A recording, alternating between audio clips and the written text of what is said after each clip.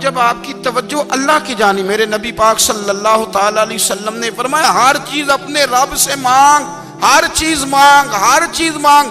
یا رسول اللہ کیا کچھ؟ میرے محبوب نے فرمایا تیرے گھر میں نمک بھی ختم ہو جائے تو وہ بھی اپنے رب سے مانگا کر، تو مانگنا وہ تجھے دے گا، تو اس کی بارگاہ میں کشکول طلب دراز تو کرنا۔ اور ترمذی شریف میں عجیب لفظ ہیں، رسول کائنات نے فرمایا، رب کریم فرماتے ہیں جب میرا بندہ ہاتھ اٹھاتا ہے نا تو مجھے حیا آتی ہے کہ میں خالی کیسے لوٹا دوں اس کے۔ اتنے بڑے بادشاہ کی بارگاہ میں، او بھائی لوگوں سے عزتیں تلاش کرتے ہو تو وہ کیا تمہیں عزت دیں گے؟ وہ تو کل اچھا کہتے ہیں پرسوں برا کہنے لگ جاتے ہیں۔ لوگوں کے سامنے گڈ بک میں آنا چاہو گے تو وہ تو سویرے تمہارے بارے میں کچھ کہیں گے، شام کچھ اور کہیں گے۔ اپنی روحانی زندگی آباد کریں، اپنے مسلح کو وقت دیں، اور دنیا سے چھپ کر اس موبائل کو بند کر کے اور اپنے آپ سے بھی چھپ کے اور تنہا ہو کے چھپا کے سارا کچھ اپنے آنسو اپنے رب کی بارگاہ میں پیش کریں، اس کے حضور حاضری دیں۔ سنو نا ترمذی کی حدیث، اور اسے یاد رکھنا، نبی پاک علیہ السلام نے فرمایا اپنے دکھ لوگوں کے سامنے نہ بیان کرنا، سیٹھوں نوابوں کو نہ بتاتے پھرنا، دنیا داروں کے سامنے جا کے نہ رونا کہ میں تکلیف میں ہوں۔ فرمایا اگر دنیا داروں کو دکھ بتاؤ گے رب تمہیں کبھی غنی نہیں کرے گا، اور لوگ ہیں کہ الٹا مذاق اڑائیں گے۔ آپ کی جس سے بڑی پکی یاری ہے نا، پکی، وہ تب تک پکی ہے جب تک آپ نے 50,000 مانگا نہیں، اور جس وقت آپ نے کہہ دیا کہ میں مجبور ہوں میری مدد کر تو پھر ختم ہو گئی دوستی۔ لوگوں کی تعلقات آپ کے ساتھ تب تک ہیں جب تک آپ ان سے کوئی ضرورت وابستہ نہیں کرتے۔ کریم محبوب فرمانے لگے بندوں کے سامنے دکھ نہ بیان کرنا، اللہ تجھے کبھی غنی نہیں کرے گا، تو اپنے دکھ اپنے رب کو بتا، تو دعائیں مانگ، تو اس کی بارگاہ میں حاضر ہو، تو اس کے حضور عرض کر۔ فرمایا اپنے دکھ اپنے رب کو بتا، وہ جلدی کرے یا دیر سے کرے تجھے ساری دنیا سے بے نیاز کر دے گا، تجھے کسی کا محتاج نہیں رہنے دے گا۔ اپنے مسلح کو، اپنی دعاؤں، ایک بزرگ فرماتے ہیں میں نے دعا مانگنے کا طریقہ اپنی بیوی سے سیکھا، دعا مانگنے کا طریقہ اپنی، سیکھنے والے تو اپنے بچوں سے بھی سیکھ لیتے ہیں، سیکھنے والے تو ہر ایک سے سیکھتے ہیں۔ وہ کہتے ہیں میں نے دعا مانگنے کا سلیقہ اپنی بیوی سے سیکھا ہے۔ حضرت وہ کس طرح؟ فرمانے لگے میری بیوی نے نا مجھے کوئی کام بتایا، کچھ پیسوں کی ضرورت کے لیے کہا، تو میں نے اسے کہا کہ بھئی ابھی میرے پاس نہیں ہے، کچھ دنوں میں آتے ہیں تو میں دے دوں گا۔ عورتوں کی عادت ہوتی ہے وہ بار بار یاد کراتی ہیں، 2-4 دنوں کے بعد پھر اس نے کہا حضرت وہ میں نے کہا تھا کچھ پیسے، میں نے اسے کہا کہ ابھی میرے پاس نہیں ہے، کچھ دنوں میں ملتے ہیں تو میں تمہیں دے دوں گا۔ اس نے کچھ دنوں کے بعد پھر کہا حضور وہ میں نے کچھ پیسے کہے تھے۔ فرماتے میں نے ڈانٹ دیا، میں نے کہا کہ کیا تو روز مجھے شرمندہ کرتی ہے، کہا نا میرے پاس نہیں ہے، ہوں گے تو دے دوں گا، تو روز یاد کراتی ہے۔ فرماتے اس نے پہلے تو میری ڈانٹ کو سہا، پھر میرے سخت جملوں نے اس کی آنکھوں میں آنسو پیدا کر دی، پھر اس نے اپنے آنچل میں اپنے اس دکھ کو سمیٹا، اور پھر اس نے ایک جملہ کہا تو میں رو پڑا، اور مجھے اپنے رب سے مانگنے کا طریقہ آ گیا۔ مجھے کہنے لگی حضرت جی آپ نے ڈانٹ دیا میں نے سہ لیا، پر آپ ہی میرے شوہر ہیں، بتائیں نا آپ سے نہ کہوں تو میں کس سے جا کے کہوں۔ فرماتے ہیں میں رو پڑا، اور میں کھل کے رویا، اور میں تڑپ کے رویا، اور پھر میری سسکیاں بند گئیں۔ تو مجھے کہنے لگی آپ کو کیا ہوا؟ میں نے کہا مجھے بھی دعا مانگنی آ گئی ہے، جب میں اسے کہوں گا نا اللہ تو ہی میرا رب ہے، میں تجھ سے نہ کہوں تو میں کس سے جا کے کہوں؟ میں کیوں کسی بندے سے سوال کروں؟ میں کیوں کسی دنیا دار سے کہوں؟ میں تیرے بندوں کا، نیک بندوں کا وسیلہ لے کے، تیرے محبوب کی غلامی لے کے تیری بارگاہ میں آئوں، تجھ سے نہ مانگوں تو کس سے مانگوں؟ سمجھ آ گئی ہے؟ جب میں اس رنگ میں مانگوں گا تو پھر رب میرے اوپر بڑا ہی فضل فرمائے گا، وہ میرے اوپر بڑی رحمت کرے گا، وہ میرے لیے آسانیاں کرے گا۔ عزیز دوستو ہم اس طرح کرنے لگ گئے ہیں کہ ہم نے نا اپنے تعلقات پر اعتماد کرنا شروع کر دیا ہے۔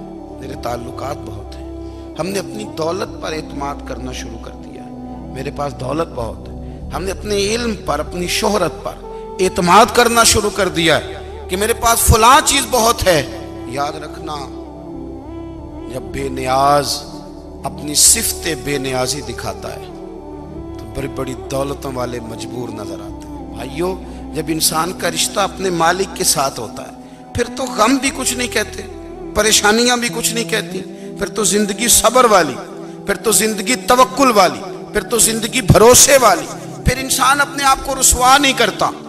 دنیا داروں سے امیدیں اس کی ختم ہو جاتی، امیدیں اللہ رسول سے لگا لیتا ہے، مضبوط ہو جاتا ہے، مضبوط، طاقتور ہو جاتا ہے، خوددار ہو جاتا ہے، باوقار باعزت ہو جاتا ہے۔ حضرت بہلول دانا رحمت اللہ علیہ بیٹھے تھے تو ہارون رشید حج کر کے آ رہا تھا، تو رستے میں حضرت شیخ سے ملاقات ہو گئی تو السلام علیکم کے بعد کہنے لگا حضور کوئی حکم ہو تو بتائیے گا۔ تو حضرت بہلول دانا فرمانے لگے تیرا رب کون ہے؟ اس نے کہا اللہ۔ تو فرمایا میرا کون ہے؟ کہا اللہ۔ فرمانے لگے تو بڑا ہی بیوقوف ہے، کیا تو یہ سمجھتا ہے کہ رب ہارون رشید کو تو دے گا اور بہلول دانا کو بھول جائے گا؟ تیرا بھی وہی رب ہے، میرا بھی وہی رب ہے۔ اس نے اگر تجھے دے کے آزمایا ہے تو ہو سکتا ہے مجھے نہ دے کے آزما رہا ہو۔ جب اس کی حکمت کے تقاضے ہوں گے تو عطا کرے گا اور دے گا، تو جا اپنا کام کر۔ بھائی، اپنی روحانی زندگی، اپنی عبادات، اپنے وظائف، اپنے روزمرہ کے معاملات، اپنی دعائیں، اپنا استغفار، دیکھو مشکل کام تو نہیں، 2 رکوع ہیں سورہ واقعہ کہ اگر رات کو پڑھ لی جائے تو میں کس طرح یہ بات بیان کروں کہ تعویذ بانٹنا آسان ہے اور وظیفہ بتانا مشکل ہے۔ سارا دن تعویذ بانٹیں تو لوگ لینے کو تیار ہیں، اور اگر آپ وظیفہ بتائیں تو کہتے ہیں تو مشکل کام ہے۔ او خدا کے بندے، اگر آپ کا تعلق قرآن پاک کے ساتھ مضبوط ہو، قرآن پاک کے ساتھ اگر آپ کا رشتہ ہو، لوگ سفارشیں ڈھونڈتے ہیں نا دنیا میں، کوئی تعلق مل جائے تو میرا کام ہو جائے۔ دنیا میں اتنا مشکل معاملہ ہے، آخرت میں مجھے بتائیے گا کتنا مشکل معاملہ ہوگا۔ میرے نبی پاک صلی اللہ تعالیٰ علیہ وسلم نے فرمایا جو لوگ سورہ ملک پڑھا کرتے تھے نا، سورہ ملک، یہ سورت ملک قیامت میں ان کی سفارش کرے گی، اور اس طرح کرے گی کہ کہے گی اے اللہ یہاں اس بندے کو جنت میں داخل کر دے یا مجھے قرآن پاک سے علیحدہ کر دے۔ تو رب فرمائے گا جا اس کا دامن تھام کے اسے جنت تک پہنچایا۔ آپ بات کو سمجھیں، جب آپ کے تعلقات اپنے معاملات کے ساتھ مضبوط ہوں گے، یہ نبی کریم نے وعدہ کیا ہے کہ تو سورت واقعہ پڑھ تیرے گھر میں فاقہ نہیں آئے گا۔ حضرت عبداللہ ابن مسعود رضی اللہ تعالیٰ عنہ بیمار تھے تو حضرت عثمان غنی رضی اللہ تعالیٰ عنہ تیمارداری کے لیے تشریف لے گئے اور جا کر کے کہا کہ آپ بڑے بیمار ہیں، آپ کی بیٹیاں زیادہ ہیں، میں چاہتا ہوں کہ خزانے میں سے کچھ مدد کروں۔ تو سیدنا عبداللہ ابن مسعود رضی اللہ تعالیٰ عنہ اٹھ کے بیٹھ گئے اور کہنے لگے امیر المومنین، اللہ آپ کو میری طرف سے، میری بیٹیوں کی طرف سے بہتر صلہ دے، میری بیٹیوں کو کسی خزانے کی ضرورت نہیں، میں نے انہیں خزانہ دے دیا ہے۔ کہا جناب آپ نے کون سا خزانہ دیا ہے، میں آپ کے مالی معاملات کو جانتا ہوں۔ تو فرمانے لگے امیر المومنین، میرے نبی کریم نے فرمایا ہے جو سورت واقعہ پڑھے اسے کبھی فاقہ نہیں آتا، میں نے بیٹیوں کو یاد کرا دی ہے، یہ خزانہ میں نے انہیں دے دیا ہے۔ وہ سارے والدین سنیں جو بیٹیوں کے لیے پریشان رہتے ہیں۔ حضرت عبداللہ ابن مسعود نصیحت کر رہے ہیں، فرمانے لگے میں نے سورت واقعہ یاد بھی کرا دی ہے، پڑھنے کی عادت بھی ڈال دی ہے۔ حضور نے فرمایا ہے جو سورت واقعہ پڑھے اسے فاقہ نہیں آتا۔ کہنے لگے چاند تو اپنی جگہ چھوڑ سکتا ہے، سورج گر سکتا ہے، تارے ٹوٹ سکتے ہیں، پر مدینے والے رسول کی بات غلط نہیں ہو سکتی۔ حضور نے فرمایا فاقہ نہیں آئے گا تو انشاءاللہ کبھی بھی نہیں آئے گا۔ کرنے کا کام یہ ہے کہ ہم اپنے معاملات، اپنی عبادات، اپنی دعائیں کبھی 10 منٹ عادت ہو جائے نا دعا مانگنے کی علیحدہ سے رات کو۔ حضور نے فرمایا جو فرض نماز کے بعد دعا مانگے اللہ اس کی قبول کر لیتا ہے۔ نبی پاک صلی اللہ تعالیٰ علیہ وسلم نے فرمایا اللہ مسافر کی دعا قبول فرماتا ہے۔ حضور نے فرمایا اللہ مظلوم کی دعا قبول فرماتا ہے۔ حضور نے فرمایا بیمار سے دعا کراؤ اللہ اس کی دعا قبول فرماتا ہے۔ میرے نبی پاک نے فرمایا ماں باپ جب بھی اولاد کے لیے ہاتھ اٹھائیں، ویسے تے بلے شاہ تو آسمانی اڈدیاں ہی پھڑ دیں، جڑا گھر بیٹھا انہوں بڑھیا ہی نہیں۔ حضور فرمانے لگے ماں باپ جب بھی اولاد کے لیے دعا فرمائیں اللہ ان کی دعا کو قبول کرتا ہے۔ آپ اپنا تعلق بنائیں، دعا کے ساتھ، عبادت کے ساتھ، مصلی کے ساتھ رشتہ بنائیں، استغفار پڑھیں۔ صلاح الدین ایوبی صلیبی جنگوں میں تھے، رات کو مسجد اقصی میں نماز پڑھی تو پریشان تھے. ایک بزرگ سے ملاقات ہوئی تو وہ کہنے لگے کہ آپ بڑے پریشان ہیں. کہنے لگے حضور پریشان اس لیے ہوں کہ پہلے ہی مسلمان کمزور ہے. اب میں نے سنا ہے دشمن کا ایک بحری بیڑا وہ جنگی سامان سے بھرا ہوا آ رہا ہے. تو اب ان کے پاس اور تلواریں اور نیزے آ جائیں گے. مسلمانوں کے پاس پہلے ہی وسائل کی کمی ہے. پریشان ہوں کس طرح کر کے مقابلہ کریں گے. یہ بات کہتے ہی صلاح الدین ایوبی نے بزرگوں سے کہا حضور آپ بھی دعا کرنا. دعا کی بڑی طاقت ہے. میرے نبی پاک نے فرمایا دعا مومن کا ہتھیار ہے. دعا مومن کا. حضور نے فرمایا تقدیر کو سوائے دعا کے کوئی چیز نہیں بدل سکتی. دعا مومن کا ہتھیار ہے. یہ کافر کے پاس کوئی نہیں. یہ ہتھیار ہے مومن کا. اللہ کرے آپ کو سمجھ آئے. پھر سنیں کئی بار کہہ چکا ہوں یہ ہتھیار ہے. کافر کے مقابلے میں جو تیرے پاس سب سے بڑا ہتھیار ہے وہ دعا ہے. دعائیں کرانی چھوڑ دی, کرنی چھوڑ دی, لینی چھوڑ دی. حضرت سیدنا انس بن مالک رضی اللہ تعالیٰ عنہ فرمایا کرتے تھے میں نے وہ رنگ دیکھا ہے جب حضور دعا مانگتے تھے اور حضور کی مقدس آنکھوں میں آنسو بھی ساتھ ہی بہا کرتے تھے. میں نے وہ انداز دیکھا ہے. تو صلاح الدین ایوبی بزرگ سے کہنے لگے آپ بھی دعا کیجیے, اور خود رونے لگے اور سر سجدے میں رکھ کے رونے لگے اور عشاء سے لے کر فجر تک روئے, خوب روئے. صبح وہ بزرگ آئے تو صلاح الدین ایوبی کا خوبصورت اور ہنستا ہوا چہرہ دیکھا. کہنے لگے آپ بڑے خوش ہیں, رات تو میں نے بڑے روتے ہوئے دیکھا تھا. تو کہنے لگے حضور وہ جو بحری بیڑا آ رہا تھا نا وہ پانی میں ڈوب گیا ہے, اب وہ نہیں آ رہا. ابھی خبر آئی ہے تو میں بڑا خوش ہوں. بزرگ کہنے لگے اٹھ سینے سے لگ اور سن ایک بات, وہ بحری بیڑا پانی میں نہیں ڈوبا, وہ تیرے آنسوؤں میں ڈوب گیا ہے. وہ جو تو رات رویا ہے نا رب کریم کی بارگاہ میں تو وہ ڈوب گیا ہے. بھائی اپنا مصلی کا, عبادت کا, وظائف کا, اللہ کا سلسلہ اس کو مضبوط کریں. اپنی دعاؤں کے تعلق کو مضبوط کریں. دعائیں بڑے انقلاب برپا کر دیتی ہیں. ہم تھوڑے نا جب سے خشک ہوئے ہیں نا, خشک, اور میری تو جماعت ہی صوفیاء کی جماعت تھی. ہم تو داتا علی اجمیری کی جماعت سے, ہم تو خواجہ اجمیری کی جماعت سے, ہم تو شیخ احمد فاروق سرہندی کی جماعت سے, ہم تو صوفیاء کی جماعت.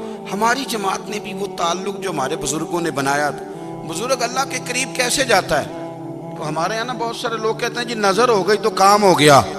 بھائی جو بخاری مسلم میں طریقہ ہے نا اللہ کا قرب پانے کا وہ تو نفل ہے.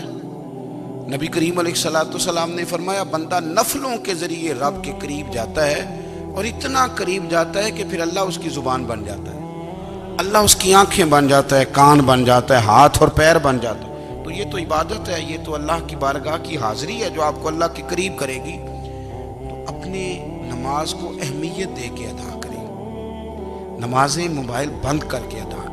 لیکن نا کچھ لوگ کہتے ہیں مجھے ٹائم نہیں ملتا نماز کا. تو میں کہتا ہوں یہ آپ نے بڑی جرت کی بات کی ہے. مجھے کو میرا پیر بھائی کہا جائے نا میرے پاس ٹائم نہیں آپ کو ملنے کا, تو میں کہتا ہوں آج کے بعد آنا ہی نہ. تو کیا سمجھتا ہے, تو وہ بڑا آدمی ہے, تیرے پاس ٹائم نہیں اور ہمیں ملنے کا ٹائم, موج کر.